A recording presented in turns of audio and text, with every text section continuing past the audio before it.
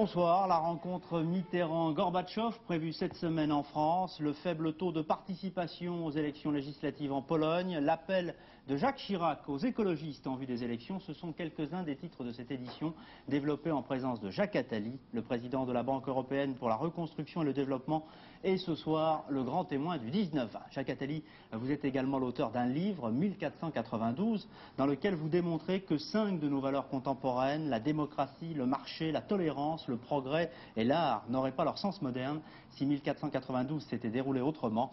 C'est aussi l'une des raisons pour lesquelles nous vous avons invité, et je ne manquerai donc pas de faire référence à cet ouvrage au moment de commenter l'actualité du jour. Actualité diplomatique d'abord, à l'instant où tous les regards sont tournés vers Madrid, où débutera mercredi, vous le savez, la conférence de paix sur le Proche-Orient. François Mitterrand recevra mercredi en France le président soviétique Mikhaïl Gorbatchev.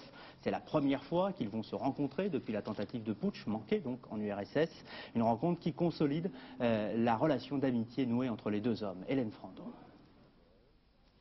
François Mitterrand, fidèle soutien de la perestroïka, donc de Gorbatchev, une image à laquelle tient le président français. Il y a 2 ans, recevant son homologue à Paris, il appelait tous les pays démocratiques à aider l'URSS. Pourtant, Gorbatchev à l'époque défendait encore un communisme moribond. Les relations entre les deux hommes n'ont cessé ensuite de se renforcer. Avec un point d'orgue, le sommet des 7 pays industrialisés à Londres. Mitterrand se fait alors l'avocat de Gorbatchev. Il plaide pour une aide financière accrue, malgré la résistance des États-Unis. Août 91, Mikhaïl Gorbatchev est renversé. Surprise, François Mitterrand condamne un peu tardivement le putsch et Gorbatchev lui-même, dans un livre paru aujourd'hui, regrette de ne pas avoir reçu un appel téléphonique. Mais le malaise semble de courte durée. La rencontre mercredi entre les deux hommes à Latché, dans la résidence de campagne de François Mitterrand, se veut amicale. On y débattra du désarmement et de l'aide occidentale, une façon aussi de montrer que Gorbatchev reste un interlocuteur valable dans les débats internationaux. Mikhaïl Gorbatchev fera donc étape en France à son retour de Madrid. Jacques Attali, vous êtes resté trop longtemps à l'Élysée pour ne pas en faire le constat aujourd'hui. Comment interprétez-vous l'absence de la France aujourd'hui dans le règlement des problèmes au Proche-Orient? Et on pense bien sûr à la conférence de Madrid. Pas seulement la France, c'est l'Europe. Et l'Europe est absente, ou du moins représentée comme partenaire plein et entier par le ministre des Affaires étrangères des Pays-Bas. Ce qui est un peu plus d'ailleurs que la représentation de la même Europe à Camp David, où elle était totalement absente. Donc je crois qu'il y a un mouvement faible qui fait qu'aujourd'hui encore, les États-Unis et l'Union soviétique sont les maîtres du jeu au Moyen-Orient et que l'Europe est au bord soit de construire une entité politique, soit de la voir disparaître dans ces conflits internes. De ce point de vue, Madrid est très symbolique de ce qui peut être un début ou une fin tragique pour la place de l'Europe dans le monde.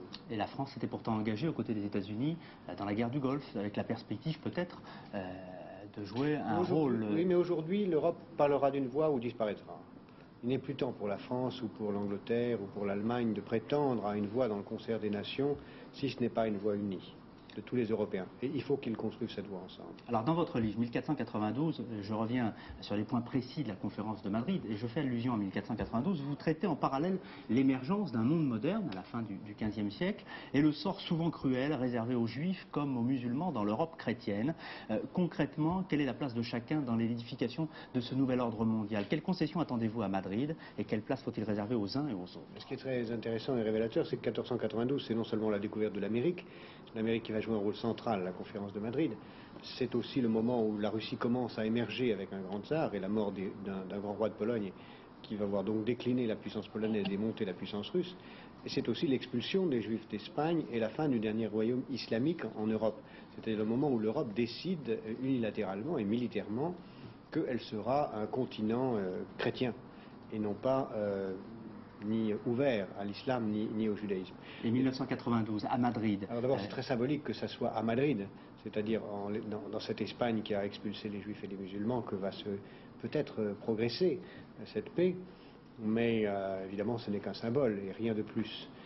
Ce que chacun attend, c'est certainement la reconnaissance de l'autre et le début d'une coexistence pacifique dans un territoire que chacun admettra pour l'autre.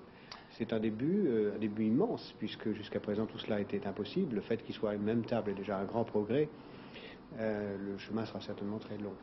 Les premières élections législatives libres depuis la fin de la Deuxième Guerre mondiale aujourd'hui en Pologne. Des élections sur fond de morosité économique et sociale et qui sont d'ores et déjà marquées par un très fort taux d'abstention. La multiplicité des listes, par ailleurs, rend quasi impossible l'émergence d'une majorité au Parlement. Mais Mona Interman, à Varsovie, la Pologne va en fait se réveiller demain matin dans une situation politique identique à celle qu'elle avait quittée hier soir en se couchant. Oui, et vous savez ce que les gens les plus sérieux disent ici à Varsovie? Ils disent qu'il y aura de nouvelles élections d'ici 6 mois. Valéza lui-même a prévu tous les scénarios, il l'a dit l'autre soir. En fait, il va essayer de travailler avec cette assemblée impossible pendant 3 mois. Essayer de créer un gouvernement et faire en sorte qu'un budget existe. Si cela n'est pas possible, Valéza pourra dissoudre la Chambre, recommencer et espérer à ce moment-là qu'il y ait un autre mode de scrutin pour obtenir une assemblée beaucoup plus forte. En réalité, la Pologne est un peu un cas spécifique aujourd'hui à l'Est. Elle n'a pas réussi à faire émerger des partis qui auraient pu faire fortifier sa démocratie. Et puis, ça pose un véritable problème parce qu'il y a énormément de mécontentements en Pologne. Nous vous l'avons montré dans les reportages cette semaine. Il faudra bien que ces mécontentements s'expriment. Pour l'instant, les Polonais votent encore. Dans quelques minutes, exactement une vingtaine de minutes, on devrait savoir quelle est la configuration de cette prochaine assemblée. Des résultats, nous l'espérons, dans Soir 3 tout à l'heure. Merci Mona Interman. La transition vers l'économie de marché ne sera donc pas facilitée par les résultats de ce scrutin. Les Polonais qui attendaient beaucoup de choses de l'Europe de l'Ouest ont appris depuis 2 ans à se montrer très réalistes. Situation difficile et espoir déçu. Reportage donc de notre envoyé spécial Mona Interman et de Robin Topol. La rue Nowy Świat à Varsovie. Une certaine idée de l'Ouest. Les Polonais ont soif d'entrer le plus vite possible dans ce monde-là. Mais aujourd'hui, ils paraissent désenchantés, parce qu'ils se sentent incompris de l'Europe de l'Ouest. Qu'en pensent-ils réellement? D'abord, l'avis du ministre des privatisations. L'Ouest a un comportement très verbal, pas assez pratique.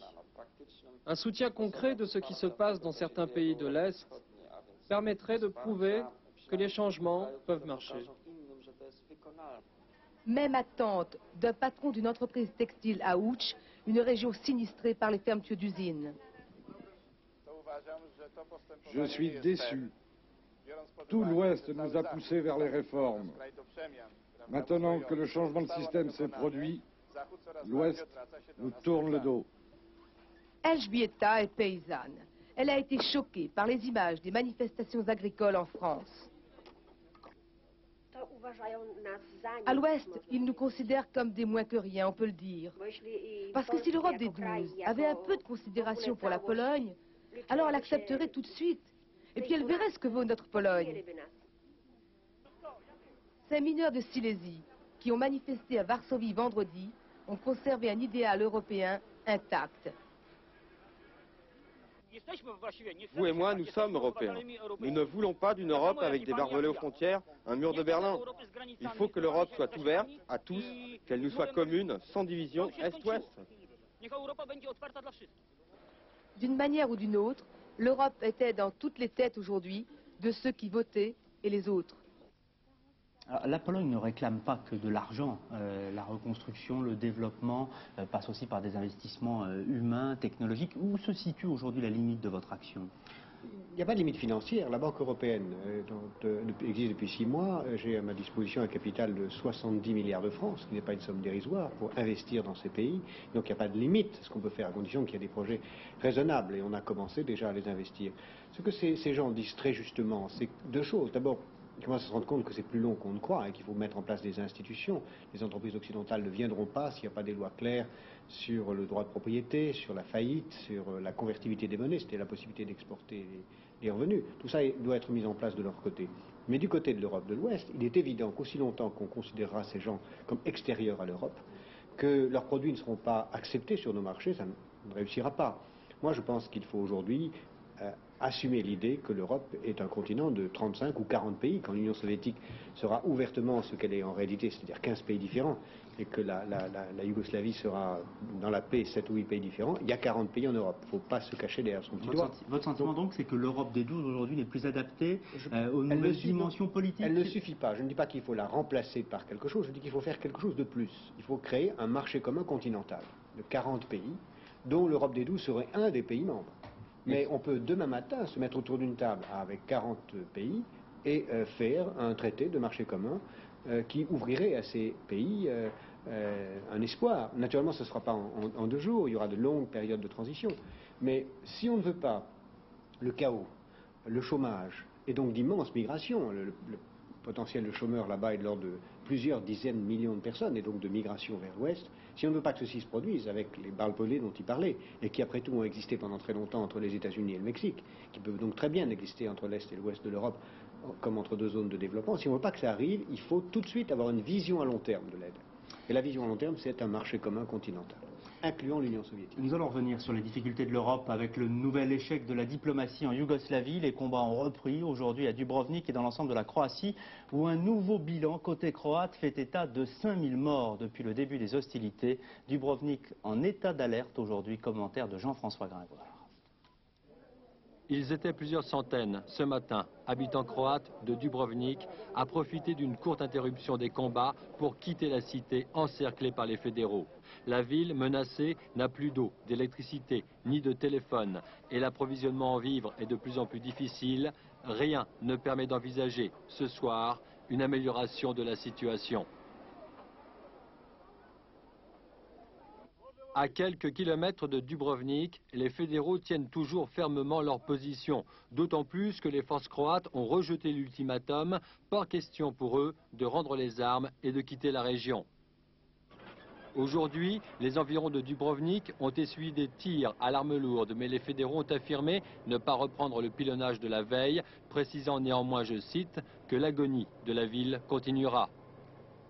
Alors vous décrivez dans votre livre, Jacques Attali, l'Europe de 1492 et vous dites que c'est un petit canton de l'univers ravagé par la peste, morcelé en dizaines de cités et de nations rivales.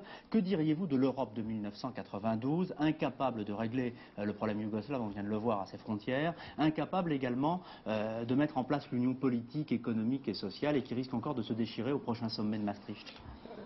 Ça peut avancer aussi dans le bon sens, il ne faut pas être toujours aussi seulement pessimiste. C'est vrai que l'Europe de 1492 hésitait entre l'universalité, l'unité et la division en nations, et que l'Europe de 1492 a basculé du côté de la division, contre l'universalité. Et aujourd'hui, il y a ce même rêve d'unité et on peut aussi basculer dans la division. C'est un moment de décision comme celui de 1492 qui a basculé du mauvais côté. Alors, est-ce qu'on y arrivera ou pas? Je crois que tout est une question de vision, avec une vraie vision politique apportée à ces pays, avec la perspective d'un développement économique et politique, avec la perspective de voir ouvrir leurs marchés aux produits de l'Ouest et les marchés de l'Ouest à leurs produits. Ils n'auront plus de raison de chercher des querelles l'un à l'autre parce que leurs vraies frontières ne sont pas chez leurs voisins mais sur la planète tout entière. C'est ça qu'il faut réussir à leur faire comprendre. Ça prendra du temps, mais ça ne se fera pas si l'Occident n'accepte pas la plus grande des générosités, c'est-à-dire de considérer que l'Est de l'Europe fait partie de l'Europe, pleine et entière. En France, réuni en congrès, le RPR a adopté aujourd'hui son projet de gouvernement en vue d'une éventuelle alternance politique. Jacques Chirac a par ailleurs lancé cet après-midi un véritable projet d'accord électoral aux écologistes et le mouvement gaulliste a également mis au jour ses divergences de vues sur la réforme du mode de scrutin. Au Palais des Congrès à Paris, reportage de Jérôme Catala et de Marie-Hélène Roqueton. Pas de surprise, le projet du RPR, présenté par Alain Juppé, a été adopté à la quasi-unanimité des délégués. Un programme de gouvernement dont l'ambition est de rassembler pour changer. Mais en fait de rassemblement, les leaders du mouvement gaulliste qui se sont succédés à la tribune ce matin se sont plutôt opposés sur une question sensible, la modification du mode de scrutin. Bernard Pons a plaidé pour un système mixte et ce, dès les législatives de 1993. De ce point de vue, je suis étonné que jusqu'à présent, on n'ait pas évoqué, ou pas tellement évoqué, l'hypothèse d'un mode de scrutin majoritaire à un tour, tempéré par une dose de proportionnel. Des propos que l'on n'aurait pas désavoués à l'Élysée ou au Parti Socialiste et qui visiblement ont irrité Jacques Chirac. Pour Alain Juppé, toute modification du mode de scrutin avant 93 serait une tricherie. Charles Pasqua, lui, a répondu sur le fond. Quant au scrutin mixte, le nouveau miroir aux alouettes, j'en pense très exactement ce que je pense de l'économie mixte. Ce sera le nouveau ni majorité, ni représentativité. Dans son intervention, Jacques Chirac a notamment proposé de modifier le fonctionnement de la Ve République. Il a également lancé l'idée d'un accord électoral avec les Verts.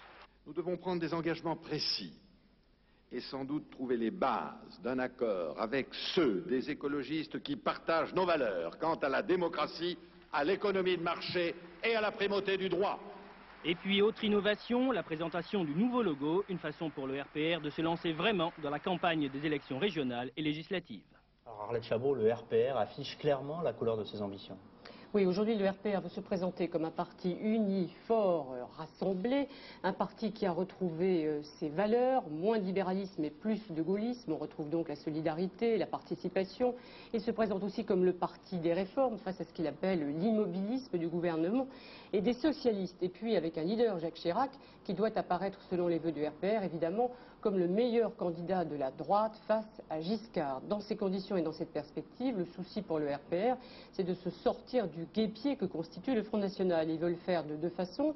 D'abord, en appliquant un discours extrêmement fort et dur sur l'immigration, cela pour récupérer évidemment les électeurs, et d'autre part en affirmant clairement qu'il ne passera aucun accord électoral avec les amis de Jean-Marie Le Pen, ce qui devrait éviter au RPR ce qui arrive aujourd'hui à l'UDF, d'être divisé et de discuter après les propos de Michel Poniatowski. Et puis après ces positions de principe, il y a aussi effectivement les intérêts tactiques. On s'aperçoit, car les projections, les sondages le disent, qu'il serait possible à l'UPF pour les élections régionales de conclure d'autres alliances, des alliances alternatives avec les Verts. Alors voilà ce qui explique les clins d'yeux répétés de Jacques Chirac en direction d'Antoine Wechter, mais aussi de Brice Lalonde, qui est toujours membre du gouvernement de François Mitterrand et d'Édith Cresson.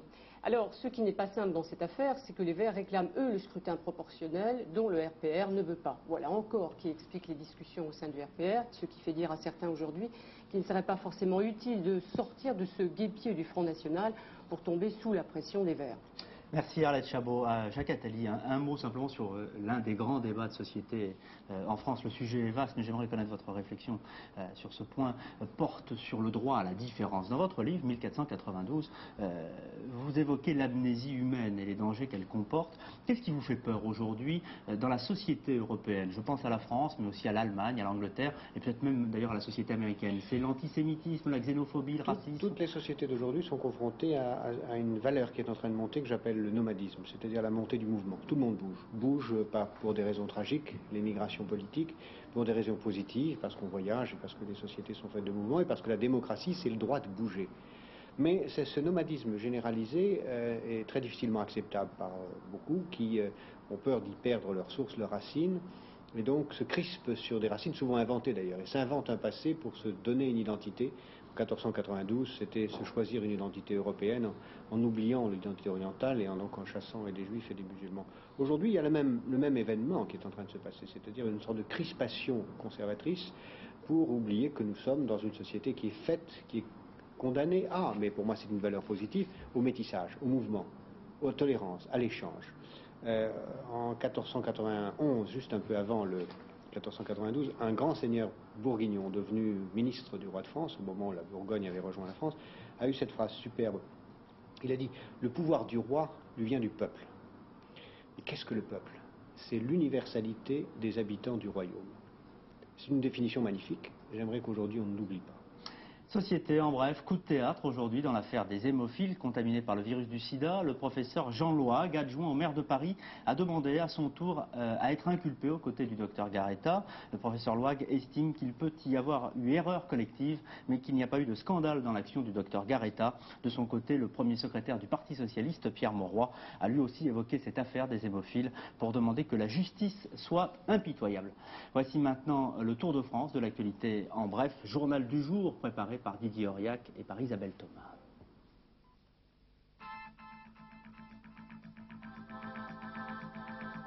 « 13 ans de réclusion criminelle pour Joël Penel et 4 ans pour l'avocat Robert Boissonnet. Tel est le verdict rendu par le jury de la cour d'assises de Draguignan après 13 heures de délibération.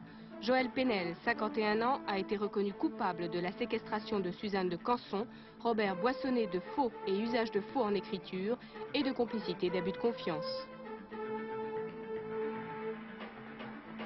Retour au calme à Carcassonne. Hier, des affrontements entre forces de l'ordre et viticulteurs avaient fait 9 blessés du côté des CRS. Les manifestants protestaient contre l'inculpation de 4 des leurs après une action contre des vins d'importation. Les viticulteurs ont été relâchés, de même que le président de la Chambre d'agriculture de l'Aude, interpellé hier au cours des accrochages avec la police. 70% des pilules contraceptives vont être remboursées par la sécurité sociale. Jusqu'à présent, ce n'était le cas que pour la moitié des marques distribuées. La décision vient d'être confirmée par Edith Cresson en personne. L'initiative revient à la secrétaire d'État aux droits de la femme, Véronique Neyert. Arrivée sans encombre du peloton un peu spécial parti hier matin de Roubaix, les infirmières qui campent depuis le début du mois devant le ministère de la Santé ont accueilli ces renforts avec café et gâteau. De quoi réconforter ces 5 cyclistes qui entendaient rouler pour la coordination des infirmières. Les négociations avec Bruno Durieux doivent reprendre demain en fin d'après-midi. En sport, en bref, sachez que l'équipe d'Australie s'est qualifiée cet après-midi pour la finale de la Coupe du Monde de rugby en battant le tenant du titre, la Nouvelle-Zélande, 16-6 sur le terrain de Lansdowne Road à Dublin. Les Australiens affronteront les Anglais samedi prochain en finale. Et puis en tennis, Noah Santoro demain en ouverture du tournoi de Bercy. C'est le premier choc de la quinzaine en salle à Paris où l'on retrouvera également tous les ténors et notamment pour l'émotion le vénérable Jimmy Connors. Entraînement à Bercy suivi par Jean-Philippe Guillain et par Raymond Sadat. Le plateau du 6e Open de Paris-Bercy est exceptionnel. Seuls Lendl et Agassi manquent à l'appel. Jimmy Connors, lui, adore ses tournois en salle où la pression du public, le plus souvent en sa faveur, est un atout supplémentaire dans son jeu, même s'il est toujours aussi acharné à l'entraînement. Roland Garros, c'est déjà un public très particulier que j'aime beaucoup. Mais c'est la première fois que je viens à Bercy et j'ai hâte d'entendre crier son public. Pour les Français et leur capitaine Yannick Noah, ce tournoi est l'occasion d'évaluer les forces des joueurs susceptibles de disputer la finale de la Coupe Davis dans un mois à Lyon. Pour l'instant, seul Guy Forget, le numéro 1 français, est certain d'être sélectionné. Pour cette rencontre capitale face aux États-Unis, le capitaine Noah aimerait bien choisir le joueur Yannick, mais il devra faire ses preuves dès le premier tour de Bercy face à Fabrice Santoro. Ce match a une importance, alors bon... C'est sûr que si Fabrice a un bon parcours ici, c'est important. Je ne veux pas non plus lui mettre trop de pression. Je pense qu'il doit déjà gamberger suffisamment. Mais c'est sûr que ce tournoi a une importance pour le capitaine qui va voir comment les gars comment ils se sentent, quoi. Avant de penser éventuellement à la Coupe Davis, les joueurs débutent demain devant les caméras de FR3, le mieux doté des tournois en salle du monde, avec 2 millions de dollars de prix. Jacques Attali, au terme de cette édition, dernier regard sur cette année 1492 qui vous a fasciné. Vous dites aussi qu'elle a été l'année des dupes, avec l'ingratitude notamment du monde moderne à l'égard de villes comme Séville ou Madrid, qui avaient financé toutes les expéditions vers les colonies. Qui sont à vos yeux les Christophe Colomb, les Léonard de Vinci de l'année 1992 ? On saura beaucoup plus tard, mais il me semble que s'il y a un continent à découvrir aujourd'hui, c'est certainement l'homme lui-même, à la fois génétiquement et dans sa maîtrise de lui philosophique. Et pour moi, les grands conquérants de demain, ce seront les grands maîtres zen et les grands maîtres qui aideront l'homme à maîtriser sa violence pour l'utiliser de façon créatrice et non pas de façon destructrice. Quant au Vinci de demain, je crois que c'est très difficile à le dire aujourd'hui. J'ai moi quelques noms, mais c'est des noms personnels et chacun a ses maîtres. Merci Jacques Attali d'avoir participé à cette édition. Dans un instant, météo complète de Michel Touré. Prochain rendez-vous d'information, soir 3, 22h25. Très bon début de soirée.